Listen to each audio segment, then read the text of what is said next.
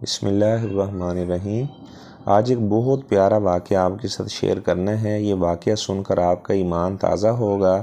عروہ بن زبیر رحمہ اللہ تعالیٰ یہ تابعی ہیں۔ ام المومنین عائشہ صدیقہ رضی اللہ تعالیٰ عنہا کی بہن اسماء بنت ابی بکر کے بیٹے ہیں، اور عاشرہ مبشرہ میں زبیر بن عوام رضی اللہ تعالیٰ عنہ ان کا بھی نام شامل ہے۔ یہ زبیر بن عوام رضی اللہ تعالیٰ عنہ کے بیٹے ہیں۔ صفیہ بنت عبد المطلب جو آپ صلی اللہ علیہ وسلم کی پھپھو تھی، ان کے یہ پوتے ہیں۔ یعنی بہت عالی نسب تھا ان کا۔ عالی نسب ہونے کے ساتھ ساتھ اللہ تعالیٰ کی عبادت کا بہت زیادہ شوق تھا، کثرت سے قرآن مجید کی تلاوت کرتے تھے۔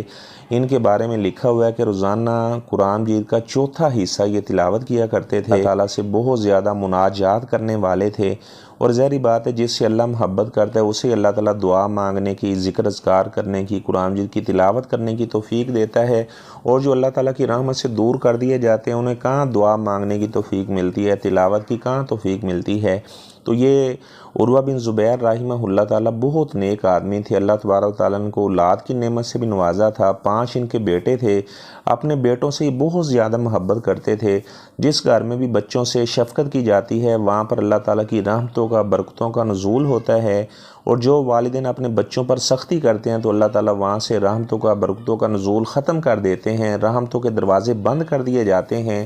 جس گھر میں بیوی پر ظلم کیا جاتا ہے، بچوں پر ظلم کیا جاتا ہے، تو میں بتا رہا تھا کہ ولید بن عبد الملک جو خلیفہ تھا، اس نے عروہ بن زبیر سے کہا کہ میں آپ سے ملاقات کرنا چاہتا ہوں۔ اس وقت کے جو بادشاہ تھے وہ اپنے علماء کی بہت زیادہ رسپیکٹ کیا کرتے تھے، بہت زیادہ ان کو عزت احترام دیتے۔ تو ولید بن عبد الملک یعنی عبد الملک کا اور اس کی جو اولاد ہے ان کے دین اسلام پر بے شمار احسانات ہیں، بہت زیادہ انہوں نے دین اسلام کی خدمات کی ہیں۔ بنو امیہ خاندان کی بہت زیادہ دین اسلام کے لیے قربانیاں ہیں۔ تو اس نے بادشاہ کے پاس یہ اپنے بڑے بیٹے کو لے کر پہنچے، تو بادشاہ کا استبل تھا، وہاں پر گھوڑے رکھے ہوئے تھے۔ آپ جانتے ہیں کہ جہاں پر گھوڑے باندھے جاتے ہیں ظاہری بات ہے گھوڑا ٹانگ بھی مار سکتا ہے، اور ایک بڑا جانور ہے، اس لیے منع کیا گیا کہ اونٹوں کے باڑے میں نماز نہیں پڑھنی، اور گھوڑوں کے باڑے میں بھی نماز پڑھنے کا بھی یہی حکم ہے، کیونکہ انسان کو وہ نقصان پہنچا سکتے ہیں۔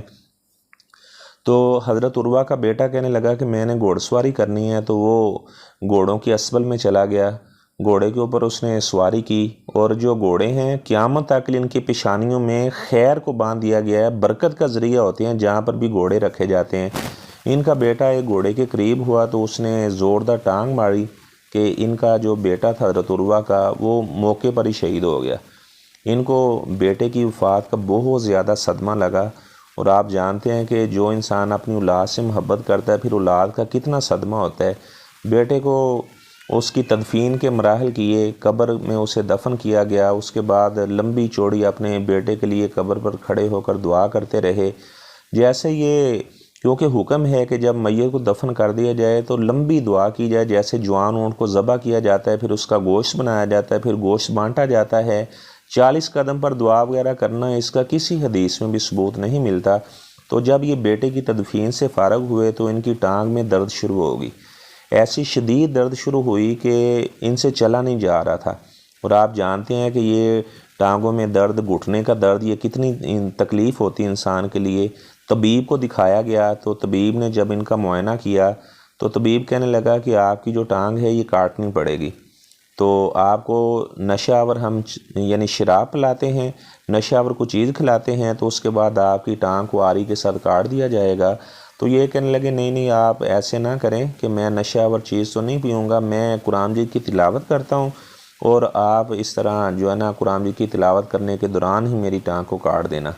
طبیب حیران ہوئے کہ یہ پہلا ایسا مریض دیکھا ہے جو علاج کے وقت کہہ رہا ہے کہ میں نے تلاوت کرنی ہے۔ خیر اطباء نے ان کی ٹانگ کو کاٹ دیا، تو جب ان کی ٹانگ کاٹی گئی تو بے ہوش ہو گئے، جیسے ہوش آیا سجدے میں گر گئے، اللہ تعالیٰ کا شکریہ ادا کرنے لگے، کہنے لگے یا اللہ تو نے مجھے 5 بیٹے دیے تھے، ابھی 1 بیٹا لیا ہے، 4 ابھی بھی میرے پاس ہیں، یا اللہ زیادہ ابھی بھی میرے پاس ہیں، اور یا اللہ تو نے مجھے اتنے عضو دیے تھے، ہاتھ دیے تھے، پاؤں، اس طرح ٹانگیں، اس طرح یا اللہ تو نے مجھے زبان دی، کان دیے، تو یا اللہ صرف ابھی 1 عضو تو نے لیا، زیادہ ابھی بھی میرے پاس ہے۔ اللہ تعالیٰ کا شکریہ ادا کرنے لگے۔